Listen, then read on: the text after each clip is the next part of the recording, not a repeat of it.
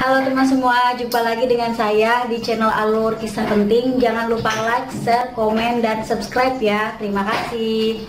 Kisah Attack on Titan Lost Girl mengangkat cerita dari latar belakang kehidupan dua tokoh wanita dalam serial Attack on Titan yang bernama Annie dan Mikasa.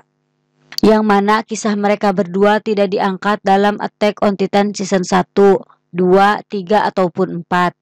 Untuk itu, pada video kali ini saya akan menjelaskan rangkuman lengkap dari kisah Attack on Titan Lost Girl ini. Ikuti terus video saya sampai akhir.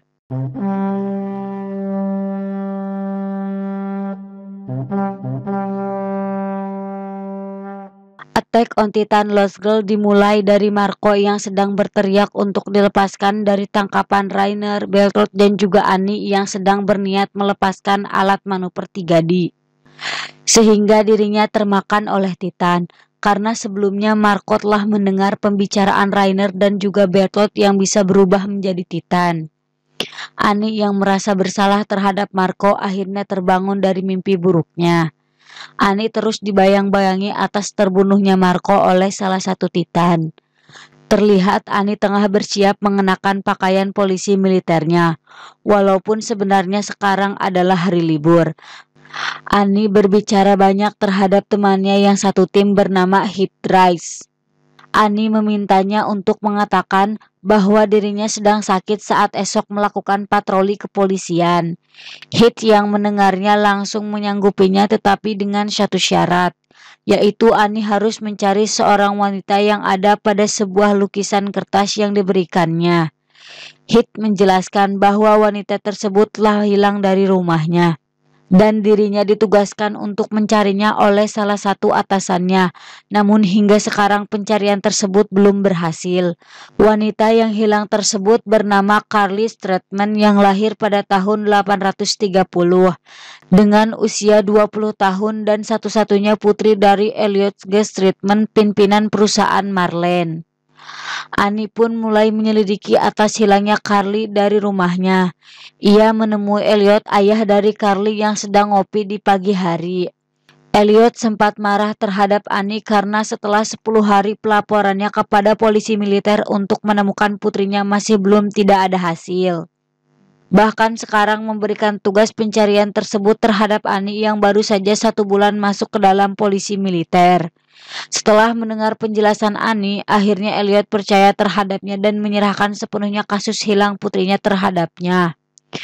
Elliot pun mulai menceritakan putrinya yang hilang dari rumah kepada Annie, bahwa 5 hari sebelum ia melaporkan kepada polisi militer untuk mencari putrinya, ia selalu makan malam bersama dengan putrinya, walaupun banyak sekali kegiatan yang mereka lakukan, karena ini adalah aturan yang selalu diterapkan dalam keluarganya. Tetapi pada hari itu putrinya tidak datang untuk makan malam. Elliot juga mengatakan tidak ada yang aneh dengan Carly pada malam sebelumnya sebelum putrinya menghilang.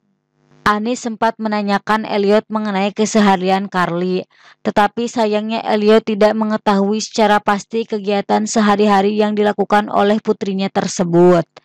Tepatnya setelah putrinya lulus dari salah satu universitas ternama dengan jurusan kimia. Tak lama kemudian ada seorang pelayan yang datang memberikan sepucuk surat untuknya. Tanpa berlama-lama Annie pun langsung meminta izin untuk pergi. Annie kemudian pergi ke tempat Marlo dan mendapatkan informasi mengenai perusahaan Marlene. Bahwa ternyata saat ini perusahaan Marlene yang dikelola oleh Elliot tengah bangkrut semenjak runtuhnya Dinding Maria dan hanya menyisakan bisnis kereta kuda. Annie sempat bingung kenapa saat ini Elliot yang perusahaannya tengah bangkrut masih bisa hidup bermewah-mewahan. Annie teringat perkataan Elliot bahwa dirinya tidak peduli dengan Carly yang bebas pergi bergaul keluar rumah. Annie kemudian meminta pada Marlo untuk memberikannya buku catatan interogasi polisi. Di buku tersebut Annie menemukan bahwa Carly pernah diinterogasi oleh polisi 2 tahun yang lalu karena mabuk-mabukan di depan sebuah bar yang bernama Pit Leaders. Tanpa pikir panjang, Annie langsung menuju bar tersebut dan mendapati banyak sekali orang yang tengah minum dan menanyakan kepada pelayan tentang keberadaan Carly. Namun sayangnya pelayan tersebut tidak mengetahui apa-apa. walaupun Ani telah menyogoknya dengan uang.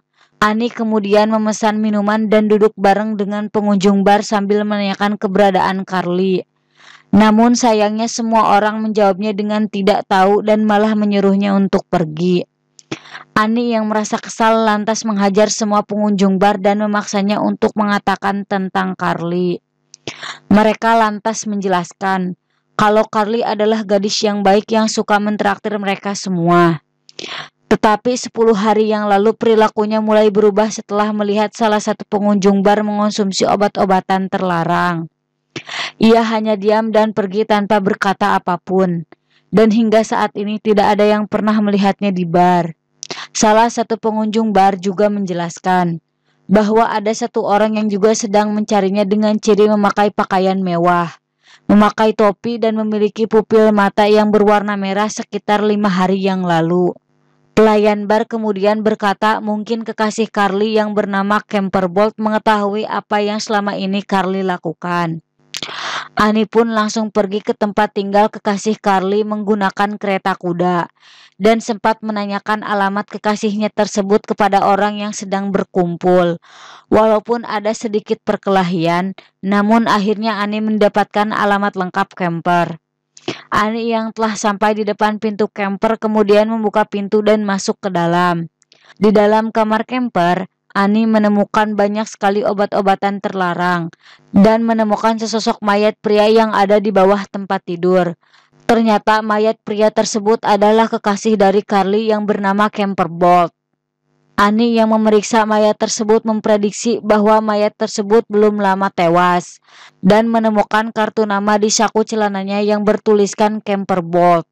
Ani merasa bingung atas penemuan mayat tersebut karena bisa saja ia akan diinterogasi kepolisian dan tidak dapat menyelesaikan kasus kehilangan Carly ini bila ia melaporkannya kepada polisi militer. Tetapi akhirnya Ani mengambil keputusan untuk melanjutkan mencari Carly dan membiarkan mayat tersebut untuk sementara waktu. Dalam perjalanan menuju kereta kuda, Ani mengingat upacara yang dilakukan oleh polisi militer, bahwa akhir-akhir ini banyak obat-obatan terlarang semakin meningkat dengan cepat. Ani pun kemudian berpikir untuk menginterogasi kembali Elliot tentang putrinya yang sudah hilang. Ani yang telah sampai di kereta kudanya berniat pergi ke tempat tinggal Elliot. Namun sayangnya kereta kuda tersebut telah dibajak oleh 2 orang penjahat. Dan salah satu penjahat mempunyai mata merah. Ani kemudian teringat dengan perkataan orang pengunjung bar, bahwa ada orang yang mencari Carly yang memakai pakaian mewah, memakai topi, dan juga mempunyai pupil mata berwarna merah. Salah satu penjahat terlihat sempat mengambil cincin yang dimiliki Ani dari sakunya. Penjahat tersebut kemudian memerintahkan Ani untuk naik ke kereta kuda dan mengajaknya ke sebuah pabrik yang sudah lama tidak terpakai. Di dalam perjalanan, Ani sempat meminta cincinnya untuk dikembalikan. Namun sayangnya penjahat tersebut enggan untuk memberikannya dan malah mengejeknya. Ani kemudian mendorong tangan salah satu penjahat yang bernama Lou, sehingga terluka di bagian pipi karena jarum tajam yang keluar dari cincin yang dimiliki Ani. Penjahat tersebut kemudian membalas perbuatan Ani sehingga Ani terluka pada bagian tangannya. Tak disangka Ani kemudian berubah menjadi Titan dan menghancurkan kereta kuda tersebut. Ani kemudian terlihat berubah kembali ke bentuk manusianya dan menghajar salah satu penjahat yang memiliki mata berwarna merah bernama Walt.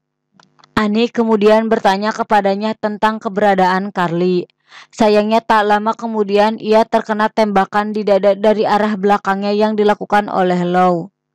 Lou kemudian mengkhianati Walt dengan menodongkan senjata kepadanya dan langsung menembakkannya dan pergi.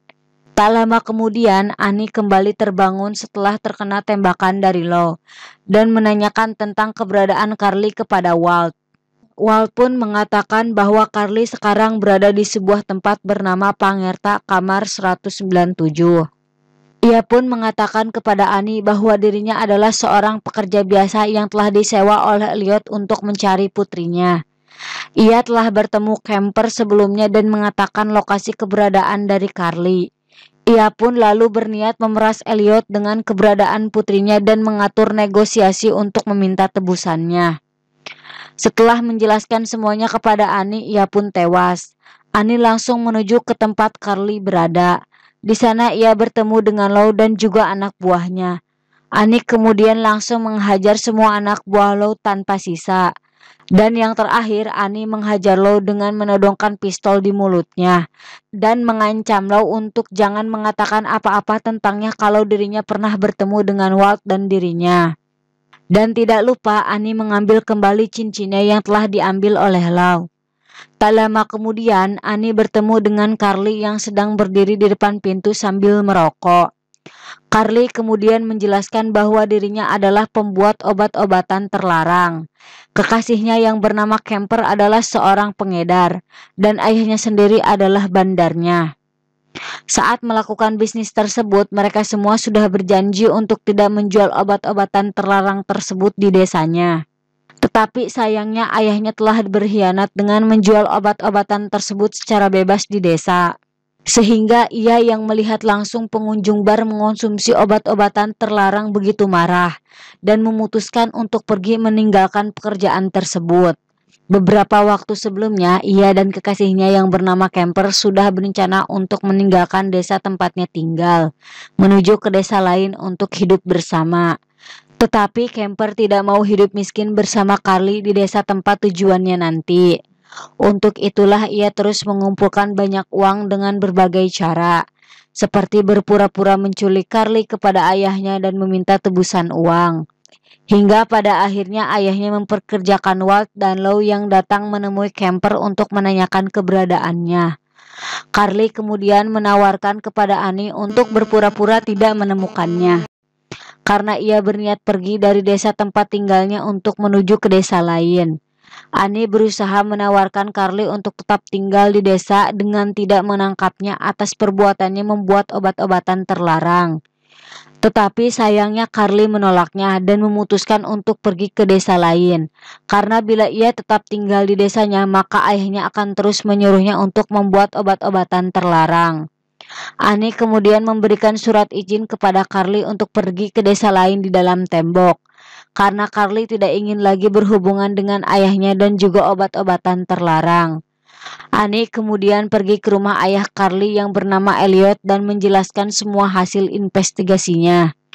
Ani pun mengatakan bahwa Elliotlah yang telah membunuh kekasih putrinya yang tak lain adalah Kemper Bolt. Hal tersebut berdasarkan bukti yang telah ditemukan oleh Ani berupa bekas sepuntung rokok di lokasi kejadian pembunuhan Kemper Bolt. Dan rokok tersebut hanya Elliot yang mempunyainya. Ani juga mengatakan bahwa pelayan yang sebelumnya memberikan sepucuk surat kepadanya adalah pesan dari Kemper yang memintanya uang tebusan atas putrinya. Elliot yang telah mendengarkan penjelasan dari Ani tersebut akhirnya mengakuinya. Ia juga mengatakan bahwa melakukan pembunuhan tersebut karena Kemper selalu memerasnya dengan janji dusta untuk menyerahkan putrinya. Ia pun kemudian berniat menyerahkan diri ke polisi militer bersama dengan Ani. Namun sayangnya Ani menolak membawanya ke polisi militer. Ia malah memilih menutupi jejak pembunuhan Kemper dengan membuang mayatnya ke saluran pembuangan air. Elliot pun berterima kasih kepada Ani yang telah membantunya untuk tidak ditahan atas semua perbuatannya. Di tempat lain, Carly terlihat sedang berjalan pergi dari desa tempatnya tinggal menuju ke desa lain di dalam tembok untuk hidup bebas tanpa berhubungan dengan ayah dan juga obat-obatan terlarang. Sampai di sini misi Ani untuk mencari Carly pun selesai. Selanjutnya ia melakukan misi rahasianya, yaitu menangkap Eren yang sedang melakukan misi keluar tembok bersama dengan pasukan pengintai. Dalam Attack on Titan Lost Girl episode 3, dimulai dari tim pengintai yang sudah berhasil menciptakan senjata baru untuk membunuh Titan tanpa menimbulkan korban jiwa. Mikasa yang terlihat berdiri di belakang Eren teringat masa kecilnya sewaktu masih bersama dengan kedua orang tuanya. Ayahnya mengatakan bahwa Dr. Grisha Yeager akan datang ke rumahnya. Tak lama kemudian ada orang yang mengetuk pintu rumahnya. Ayah Mikasa segera membukanya karena berpikir itu adalah Dr. Grisha yang memang sedang ditunggunya. Setelah dibukakan pintu, ternyata benar ia adalah Dr. Grisha bersama dengan anaknya yang bernama Eren Yeager. Grisha memperkenalkan Eren kepada Mikasa agar mau berteman dengan anaknya. karena selama ini Eren tidak mempunyai teman. Mikasa kemudian mengajak Eren pergi berjalan-jalan di lingkungan rumahnya. Mereka berdua mengobrol dengan sangat akrab walaupun baru pertama kali bertemu. Mikasa mengatakan bahwa ibunya sedang mengandung dan diperkirakan anaknya adalah laki-laki. Eren kemudian berdoa agar adiknya nanti menjadi prajurit yang hebat. Karena Eren sendiri memiliki impian untuk menjadi prajurit pasukan pengintai yang pergi keluar tembok untuk membunuh Titan. Eren kemudian menanyakan impian Mikasa kalau sudah besar nantinya. Mikasa yang mendengar pertanyaan Eren hanya diam dan masih belum tahu ingin menjadi apa nantinya. Tak lama kemudian terdengar suara aneh dari tempatnya berada. Mereka berdua kemudian bergegas pergi melihat sumber suara tersebut. Eren yang telah sampai di suatu tempat bersama dengan Mikasa melihat banyak serigala yang sedang memakan manusia. Serigala itu pun kemudian melihat Eren dan Mikasa setelah Mikasa yang menginjak ranting pohon sehingga menyebabkan suara. Mikasa dan Eren yang telah terkepung oleh serigala tersebut merasa ketakutan. Tetapi entah kenapa tiba-tiba serigala tersebut malah pergi setelah Mikasa mengeluarkan ekspresi ketakutannya. Eren dan Mikasa sempat melihat mayat yang telah dimakan oleh serigala tersebut sebelum mereka pulang ke rumah. Mereka berdua yang telah kembali dengan selamat menceritakan semuanya kepada orang tuanya. Tak lama kemudian Grisha dan Eren kembali pulang dan akan melaporkan mayat yang ada di hutan tersebut kepada polisi militer. Sejak saat itu Grisha dan juga Eren selalu datang ke rumah Mikasa setiap 10 hari sekali untuk memeriksa ibu Mikasa yang tengah hamil. Persahabatan Mikasa dan juga Eren pun semakin dekat. Mereka juga tidak pernah mengunjungi hutan yang pernah dikunjungi sebelumnya. Dan tak jarang Eren menceritakan tentang temannya yang bernama Armin. Eren juga mengatakan bahwa di luar tembok ada laut yang sangat luas. Ada gunung api, dataran es, dataran pasir, dan sebagainya. Sehingga ia berniat keluar dari tembok dan menemukan tempat tinggal baru dengan bergabung dengan pasukan pengintai. Beberapa waktu kemudian Mikasa merasa cemas dengan Grisha dan juga Eren yang sudah lama tidak datang ke rumahnya. Untuk itulah ia pergi ke rumah Eren. Dalam perjalanan Mikasa bertemu dengan Eren. Eren kemudian mengajak Mikasa untuk melihat pasukan pengintai yang baru saja pulang dari misi mereka untuk membunuh Titan di luar tembok. Mereka berdua melihat pasukan pengintai dalam keadaan yang penuh luka, bahkan dengan jumlah yang sudah berkurang banyak. Salah seorang ibu yang sudah tua mencari anaknya yang ada dalam pasukan pengintai. Namun sayangnya anaknya telah tewas terbunuh oleh Titan dan hanya menyisakan lengannya saja. Mikasa yang melihat hal tersebut menanyakan kembali kepada Eren, apakah dirinya akan tetap bergabung dengan pasukan pengintai. Eren pun menjawab dengan tegas kalau dirinya masih ingin tetap menjadi pasukan pengintai walaupun nantinya akan tewas. Di samping Eren dan Mikasa ada seorang yang sedang menghina pasukan pengintai. Eren yang mendengar hal tersebut langsung memukulnya dengan kayu. Orang yang dipukul tersebut lalu marah dan melemparkan Eren ke tanah lalu menghajarnya hingga babak belur. Beberapa waktu kemudian Eren tidak pernah datang lagi bersama ayahnya ke rumah Mikasa. Tanpa diduga Grisha meminta Mikasa dan kedua orang tuanya untuk pindah ke rumah yang lebih dekat dengan rumahnya. Karena keadaan kandungan ibu Mikasa terserang penyakit infeksi. Mikasa kemudian bertemu dengan Eren karena Mikasa dan keluarganya sekarang sudah pindah dekat dengan rumah Grisha. Ia menanyakan kepadanya kenapa waktu itu Eren tidak pernah datang lagi ke rumahnya. Eren kemudian menjelaskan kalau dirinya sedang kesal karena sekarang pasukan pengintai sudah dibubarkan atas kinerjanya yang mengecewakan. Gerbang tembok untuk keluar pun sekarang sudah ditutup rapat, sehingga tidak ada lagi seorang pun yang dapat keluar. Eren kemudian mengatakan bahwa dirinya akan pergi keluar tembok bersama dengan Armin menggunakan pesawat, dan mereka berdua sekarang sedang sibuk membuatnya.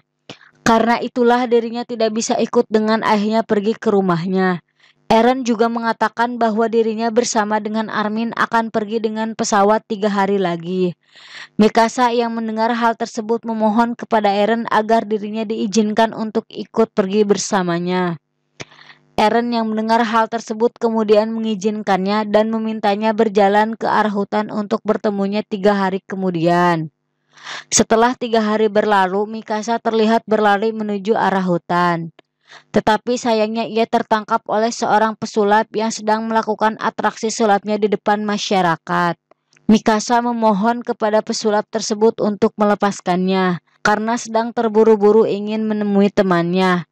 Namun sayangnya pesulap tersebut menolaknya dan malah menjadikannya bahan praktek untuk atraksi sulapnya. Setelah beberapa waktu kemudian, Mikasa yang selesai dijadikan bahan praktek sulap tersebut berlari menuju ke tempat Eren berada. Di sana ia hanya menemukan Armin yang sudah terluka dan duduk di bawah sebuah pohon besar. Armin pun menjelaskan kepada Mikasa bahwa pesawat yang telah dipakainya telah gagal untuk terbang dengan baik. Sehingga Eren mendorong Armin untuk keluar dari pesawat. Tetapi Eren sendiri masih tetap di dalam pesawat hingga dirinya tewas setelah menabrak tembok. Mikasa kemudian kembali ke alam nyatanya dan masih melihat Eren di depan matanya. Ia juga sadar bahwa Eren saat ini telah banyak membunuh para titan demi umat manusia. Ia juga telah berhasil merebut kembali tembok Maria dan telah mampu melihat laut dengan mata kepalanya sendiri. Mikasa pun berjanji akan selalu berada di sampingnya. Attack on Titan Lost Girl pun berakhir. Semoga dengan penjelasan alur kisah Attack on Titan Lost Girl dari saya ini dapat menjawab penasaran Anda yang belum menontonnya secara lengkap. Jangan lupa untuk like, share, dan subscribe channel ini untuk mendapatkan notifikasi video terbaru dari saya. Terima kasih.